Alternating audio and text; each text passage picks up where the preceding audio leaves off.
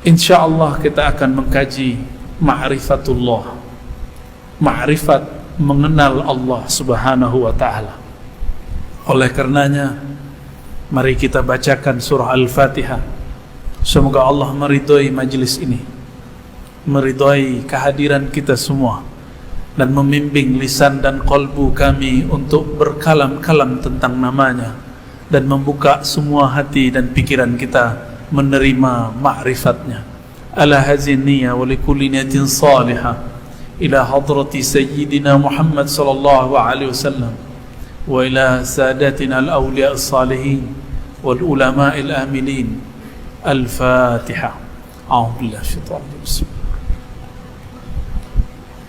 Iyyaka na'budu wa iyyaka nasta'in. Shiratal ladzina an'amta 'alaihim ghairil maghdubi 'alaihim waladdallin.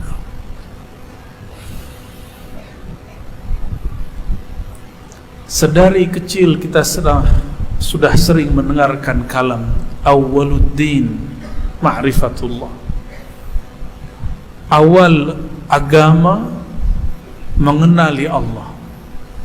Ini bukanlah hadis, tapi diambil maknanya dari Al-Quran surat Muhammad sallallahu alaihi wasallam ayat 19. Fa'lam annahu la ilaha illallah.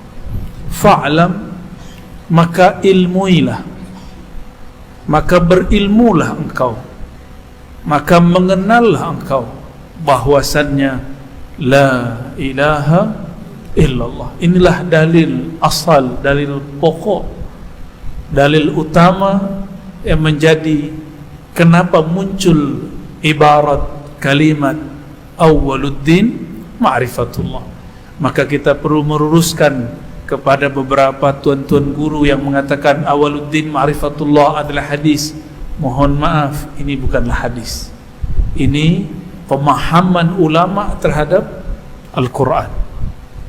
Jangan sebut semua yang benar itu hadis, karena banyak kalimat yang baik bukan dari hadis Nabi sallallahu alaihi wasallam. Awaluddin ma'rifatullah, awal agama mengenal Allah. Namun mengenal Allah, Allah itu laisa kamitslihi syai'. Surat Syura ayat 11. Di pertengahan ayat dikatakan dia laisa kamitslihi syai', tiada yang seperti semisalnya.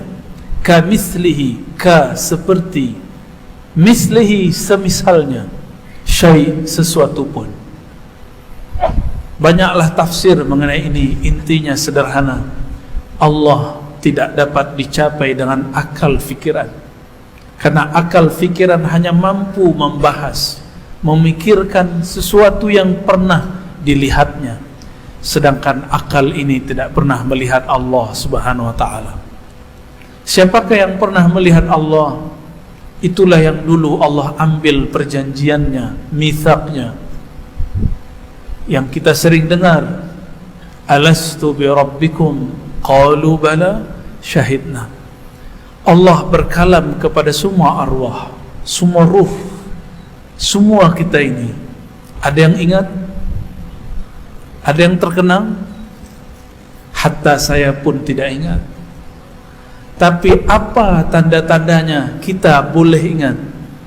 Disebut namanya, qalbu bergetar. Disebut nama kekasihnya, kita merindu. Maka Imam Ibn Katsir dan imam-imam ahli tafsir lainnya mengatakan, yang pertama menjawab bala syahidna, benar ya Allah, kami musyahadah menyaksikan engkau, itu adalah ruh Sayyidina Muhammad sallallahu alaihi wasallam. Tapi saya boleh istilahkan ruh Ahmad, ruh Ahmad sallallahu alaihi wasallam. Diambil dari surat Shaf. Sayyidina Isa menyebut Sayyidina Muhammad karena belum bertubuh, masih ruh dan cahaya, disebut dengan Ahmad. Ismuhu Ahmad. Inilah dalilnya. Setelah kemudian diberikan tubuh, maka namanya Muhammad sallallahu alaihi wasallam. Dia Ahmad, dia Muhammad, dia sama juga.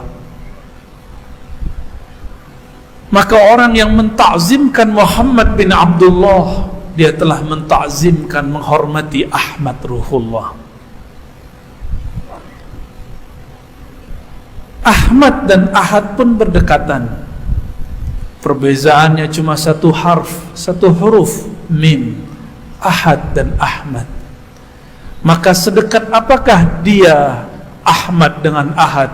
Sedekat mim itulah. Itulah rahasia Allah. Oleh karenanya Allah menegur kita semua bahwa di Quran itu ada lafaz huruf-huruf muqatta'ah. Itulah rahasia-rahasia kedekatan baginda Nabi Muhammad SAW kepadanya. Alif lam mim, ha mim, alif lam ra, ha mim ain sin qaf. Semua itu adalah rahasia-rahasia yang Allah berikan isyaratnya kepada siapapun hamba yang mau memahaminya. Bukan hanya Allah yang tahu maknanya, itu salah terjemah. Terjemahnya wallahu a'lam bimuradih, itu bukan terjemah, itu namanya taslim. Al-Imam As-Suyuti hafizahullah ya rahimahullah, beliau mengatakan, Abu Abdurrahman namanya, wallahu a'lam bimuradih, hanya Allah lah yang lebih tahu, yang lebih tahu. A'lam bimuradih, bukan hanya Allah yang tahu. Saya dulu berjumpa dengan seorang profesor, doktor, ahli syariat, ahli fiqih mazhab yang 4. Lalu ketika saya mensyarah alif lam mim, dia marah-marah. Lalu dia berkalam, hanya Allah yang tahu maknanya, kita tidak tahu.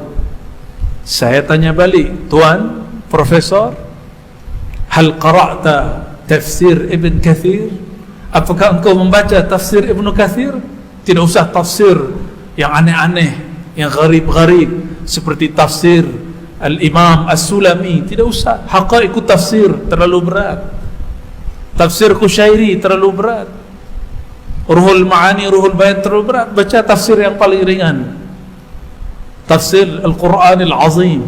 Sudah ada terjemahnya dan ikhtisarnya dalam bahasa kita, sila dibaca.